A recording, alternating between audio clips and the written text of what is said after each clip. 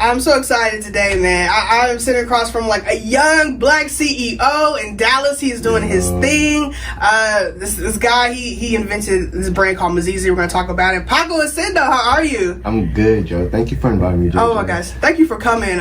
We've had this conversation. I've been following MIZIZI for some years now. It's something so unique, something so different. Just talk about what did you do? How did you come up with this concept, with this idea? Tell me. Okay, so MIZIZI means roots in Swahili, and we are the official streetwear brand for the African diaspora, meaning we make jerseys representing all countries, whether it be African countries, Caribbean, Latin American. Last year we partnered with Marvel to release the officially licensed Wakanda jersey. Yeah. This year we partnered with Disney to release the officially licensed Lion King jersey. We're going to talk about that. We're going to talk about that a little more. And we're literally just trying to remind our people all around the world to be proud of who you are.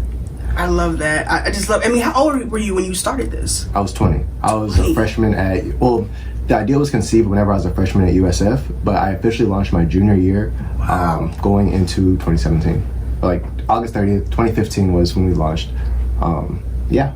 Oh my God, that's crazy. 2015. 2015. So 5 years. It's been 4 years and some change. Oh my goodness. And it's everywhere, man. And then the fact that you say you partnered with Disney, which we're going to talk about later. So you're 25 now? You're 26? Yeah. I just turned 25 on January 19th. Oh man, what is it like just being like a young entrepreneur in today's world, man? What is that like? It has its pros and its cons. I like to say that success can definitely be a double-edged sword, because on one end, like, yeah, you're learning about yourself, you're learning like a new type of confidence, you're like embracing a whole new identity that you hadn't like known about yourself before. Yeah. But at the same time, it's like you have to navigate all these different nuances of becoming more popular, being in the public eye, seeing how like people may treat you differently because of such, and like kind of juggling that space between knowing that you're here to do important work versus you're just an average human being. You're not more special than anybody else, and like figuring out where that like gray lining is at. Man, that's wise, because it's tough. And today it's just really, really tough, I think, just to get any. I feel like that's the route that everyone's taking, is trying to be an entrepreneur, trying to come up with their own business. And the fact that you were able to do that at 20 is incredible, man. I just want to give you so much props for that. That's awesome. Yo, JJ, you're too kind. Oh no, it's seriously, man. It's awesome. But one of the things that you also have on your side for your MIZIZI brand is social media, man. Social media can play a part of anyone's business now. So how has social media impacted MIZIZI, your brand, and everything that you've been doing? Social media has been one of our biggest drivers of traffic. Whenever I first launched MIZIZI, I had literally just went through my phone book, divided up everybody's name by their nationality, and then like how I initially launched was we had posted up pictures of saying like, it was an Africa jersey, tag somebody who's African. It was a Nigeria jersey, tag somebody who's Nigerian. So once I divided up my phone book by those nationalities, I texted everybody letting them know like, hey, this is what MIZIZI is, this is what we're about. We're about to launch on August 30th. When we do you mind if you tag like a cousin or a friend that's of that nationality, that's somebody that you know, or if you share it with them, and that's all I ask. And like this was before Instagram and like Twitter and social media really was utilized for business like that. Oh, okay. Or at least from my aspect. And so whenever I did that and we officially launched, it kind of went. It pretty much went viral. Right, News spread across the states pretty fast, and everybody was talking about it. Whenever we launched, the Ghana jersey sold out in 13 minutes, Nigeria within an hour, Ethiopia within 3 hours, and then we had Kenya, Eritrea, the Black Africa jersey, and Egypt. They all sold out within the week. So when you kicked off and launched, how many jerseys did you have originally? What did you guys start with? Total of 210.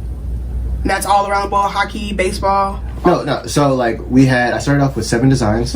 Black Africa, just so it would be inclusive. It has all the Africa flags on it, as well as Caribbean flags, just so it was more inclusive for everybody to wear. Yeah. We have Ghana, Nigeria, Ethiopia, Eritrea, Egypt, and Kenya as well. Because before we launched, I wanted to do my research and figure out which countries had the biggest enclaves in the States, which countries had the biggest populations, and where were they at, and who were they watching. And that's whenever I deduced that it was those countries, and then from there, that's whenever like I segregated my phone and launched the whole campaign. You went down and went to work, huh? I had to. Man, you got some good friends though too, to be able to do that. They showed you mad love for that. And some friends would be like, really? Do I have to? All right, whatever. The thing is, like, what a lot of people don't know too is that I spent a lot of time trying to develop the idea. Yeah. Whenever I first conceived it back in 2013, it was supposed to be everything from head to toe. It was supposed to be like hats, shirts, pants, but would have like Kenyan fabric stitched into it. I tried to find a manufacturer that would do everything from start to finish, from like product ideation all the way to distribution and logistics. And the first manufacturer told me that they'd have to charge me $500 for a jersey, and that they would have to hire extra staff to do everything that I wanted to do. So that was pretty discouraging. Yeah. I spent the rest of that week like shopping up and down the fabric district in New York to see if I could find a manufacturer, to see if I could just do it myself. That was to no avail. And then from there, I was like, okay, maybe I am trying to do too much. If there's one thing that I know that will probably have like the highest probability of selling, what would it be? And at that time, that was whenever baseball jerseys were the current trend. Every retailer had them, from like Rue 21 all the way to like Champs, and you know? Yeah, that was a thing. So I was like, okay, I've never seen African baseball jerseys before. Let's see if I focus on this where I can take it. And then from there, that's whenever I like picked the countries. It's been like, it was a rough 2 years just because I took time off of school because I didn't even know if I wanted to do pharmacy anymore. Yeah. Went back, still hated it. Was homeless for a bit, was couch surfing, was depressed, grades were slipping. Ended up moving to Orlando for a little bit with the friend that I grew up with, just to keep my mind right, or just to, honestly, when you're in a safe space, or a space that you can like have somebody you can trust, it does so much for your psyche, as opposed to like being in a completely new environment where you don't know anybody, you know, and you kind of have to like fend for yourself and make those friends. Yeah, you can trust them, but there's not that same like depth behind certain relationships that you would have if you grew up with them. So moving to Orlando really helped me a lot, like for my depressive phase. At that time, tried to find another manufacturer that could work out. So I decided to license the designs and figure out, okay, if I don't have the funds, or if I can't find somebody to make this feasible, how about I go about finding someone else who can? I'll just figure out how to sell it for them, just so that I can make money off royalties and still make sure that I'm getting my money back on my investment. So I literally did all my research for all the African streetwear brands that were in the States, that were in Canada, that were in Europe. Everybody told me no, or they told me that it was a good idea, but they just couldn't pick it up at the time. Until like finally, by the end of that summer, my roommate, or that roommate, the friend, he had a roommate whose stepbrother owned like a clothing line in Miami, and they used to make custom baseball jerseys for celebrities. So I tried to pitch MIZIZI to him. So I'm like, here's the idea. I know this is not like your target demographic, but this could be an additional stream of revenue for you. He told me no, but he was the one who actually pointed me in the right direction of where to search and like find a manufacturer overseas and not be scared to actually reach out and like branch out of where I was comfortable in. From there, once I got a few quotes from Chinese manufacturers, I realized that it was a third of the price. It was 10 times the quality that I was getting. And they were way more willing to do work with me and actually do business with me. And by that time, I already had the business plan and figured out how to sell everything. So I was like, okay, I just had the next step. Found the missing piece. Let's run with it. Oh man. So yeah, after that summer, I went back home, and I set up I had hit up a few friends that we could shoot downtown. And yeah, like by August 30th was whenever we officially launched, and I haven't looked back since. Man, that is a crazy story. Oh, like just sticking with it, like sticking with your gut. I feel like that's just what that was. Just, okay, I can't give up on this. I have to figure this out. And the thing is, like, when I took time off of school, I worked as a pharmacy tech. And working in a retail pharmacy isn't the greatest experience, especially not for your first time. So that is what made me take MIZIZI a little bit more seriously. I was like, there's no way I can go back to school just to end up here doing the same position, or being next to the guy that's doing like literally the same thing as me, except signing off on like the Schedule 2 drugs and counseling the patients. It wasn't for me. So that's whenever I was like, okay, how can we make this idea a little bit more like realistic and actually make it happen? Yeah, man, you really are one of the lucky ones to figure it out so young of what you wanted to do, and just, you know, sticking with that and staying in that lane and just staying focused. I know you had like some up bumps through it, but I mean, one of the biggest things still too is that because you are here in Dallas, and I've seen, you know, I follow you guys on social media, so I've seen you guys do photo shoots throughout Dallas. Like, how has the city of Dallas really upped, you know, MIZIZI, and upped your brand a little bit? We always like to use people who are from the city that will help out, and if we can put them on. If you go back to our Forbes interview, I literally shouted out as many people as I could, just because I want to make sure that I do put people on in positions that I can. If we're able to have you in like a big photo shoot, although we might not be able to pay you the most, at least we're able to like, you can put this on your resume. That you worked with Disney and MIZIZI, or you worked with Marvel and MIZIZI. Just little slight things that I can do to help people out from a different position. Yeah, that's pretty cool. Right. Other than that, like Dallas is honestly, they've showed us so much love. Anytime I go out in the city, people are like, "Oh, are you Mr. MIZIZI?" Stuff like that. And it's like, "Oh, okay, so we're getting around." By the way, not a bad idea to change your name, Mr. MIZIZI. That's not a bad idea at all. I mean, so if I'm being completely transparent with you, I'm kind of in a space now to where, yes, MIZIZI is like something that I created, but at the same time, it doesn't define me. Yeah. So I'm trying to find that space where it's like, not letting my whole entire identity be engulfed by it, but realizing that this is still a part of me, nonetheless. Right. Oh, man. It's crazy. Sorry to go off on a tangent like that. My bad. Oh yeah, it's cool. I like that. I'm just, are you Mr. MIZIZI? Growing up, that's awesome. But I mean, it is Black History Month too, and of course, you know, the gears, you know, towards, of course, African countries and things of that such nature. But what is it that MIZIZI is doing for specifically Black History Month, you know, as far as the jerseys go? So this weekend, if you do follow us on Twitter at MIZIZI Shop, we will be hosting a free jersey giveaway where you answer 5 questions about whether it be Black history or MIZIZI's history. Yeah. On February 15th and February 16th at 5 p.m. Central Standard Time. And yeah, so answer 5 questions, and if you're a winner, you get a free jersey. You said MIZIZI Shop. Hold on, let me write that down. MIZIZISH. Listen, I'm trying to give me a jersey, man. Them jerseys are nice. Yeah, I'm telling y'all, these jerseys are incredible. But we were talking earlier. You mentioned Disney with Black Panther and The Lion King. I mean, those jerseys. When I saw that, I was like, "This is it, man. This is." You know, it's crazy to think like, okay, if they were to go to a company, a business to do something like that, MIZIZI would have been perfect. And those Wakanda jerseys, man. Man, those are nice. Those are legit. Those are my babies. I'm curious as how this phone call went. Like, this is Disney. We want you guys to make a jersey for Black Panther. I mean, that film was, of course, the cultural phenom. It was everywhere. You know, it was for the Black folks. We loved it. It was for the culture. And then I feel like this was just the icing on the cake with the jersey. So it wasn't easy. Back in October, whenever the Black Panther movie trailer had dropped, everybody had taken to Twitter like, "Hey yo, what should we wear to the movie? We should wear some traditional wear." And then we had some customers who were like, "Yo, we should wear some MIZIZI." And then we had even more customers who were like, MIZIZI should create their own jerseys. And I thought about that idea a little bit. Yeah, it's cool, but this is Marvel we're talking about. This is big business. Big money. We were only 3 years old at the time, but as I did more research, I started figuring out okay, what was Marvel's Black Panther marketing scheme? Yeah. Who are they targeting? How are they going about it? And then where were the problems? Where were the holes? Because all selling is solving someone else's problem. Yeah. So if you can figure out what that solution is, then you're in there. So I created this whole mind map, figuring out how MIZIZI could be the perfect piece or perfect partner for Marvel. Emailed them, and immediately they told me no. They told me that we already have partners and licensees. We don't need you to make a baseball jersey.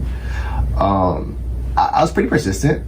I told them unfortunately, I hear you, but where I'm from, no means maybe and maybe means yes. So I can't take enough for an answer. So how can we get this done? Wow. They didn't like that at all. No. They didn't like that at all. So after that, I was like, okay, if I can't go through the front door, how can I go about having the public put pressure on them? Let them know that there is proof of sale or proof of concept and that people do want the jersey.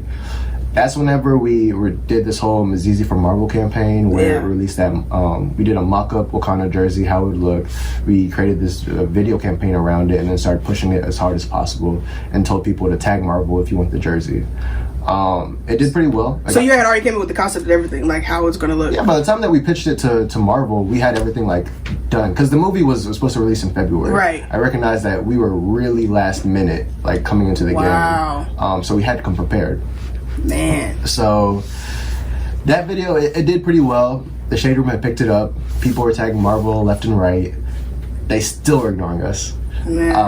So by that time I was like, okay, how about we still show them that we're supportive regardless and that maybe they'll pick us up in the future for something. That's whenever we rented out one of the auditoriums at North Park at the AMC at North Park, and we had MIZIZI movie night. to where if you had a MIZIZI jersey, you can come and watch Black Panther with us for free. And if not, and if you just wanted to support, you can pay $5 for the ticket, and we got you. Wow. That was a lot of fun.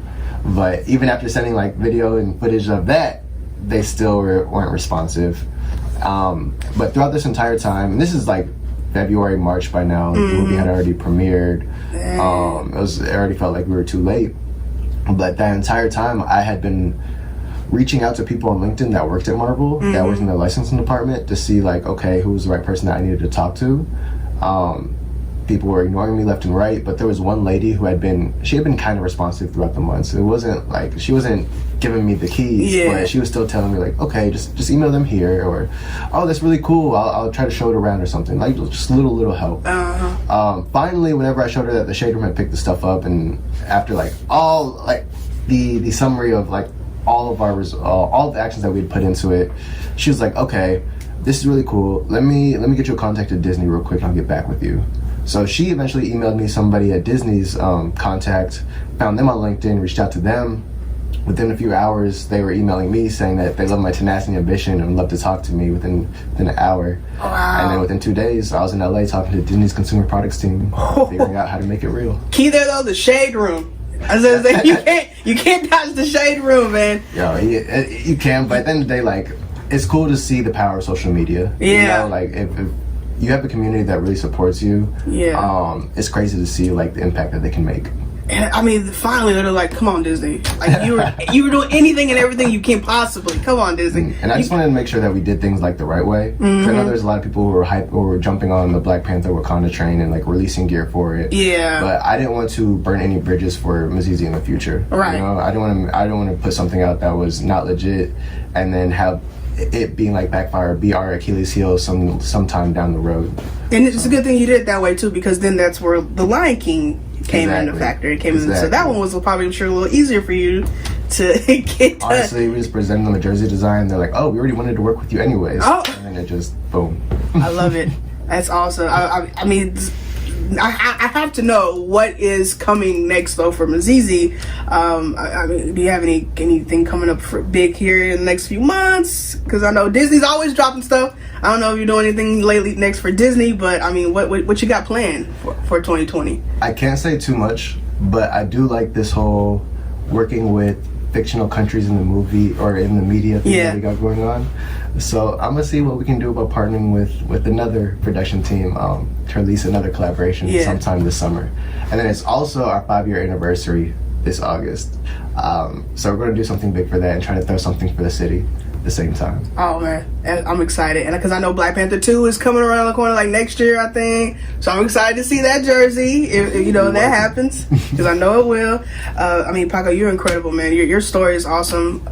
Thanks for chatting with me. But give out the socials. Where can they follow you? Where can they find all your gear? So if you want to follow MIZIZI, one, you can Google us. You know, you might find a few Forbes articles on it. You know, quick little flex. But we're on all social media platforms at MIZIZISHOP, whether it be Instagram, Twitter, even LinkedIn. You can find us there. And then if you want to reach me personally, it's just PAAKOWESSANDOH. It's my first and last name, Paakow Essandoh, literally all across the board.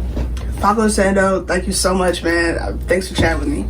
This has been a great time, JJ. Yeah, for sure, man. Keep up the good work. Y'all holler at us, man. Yeah.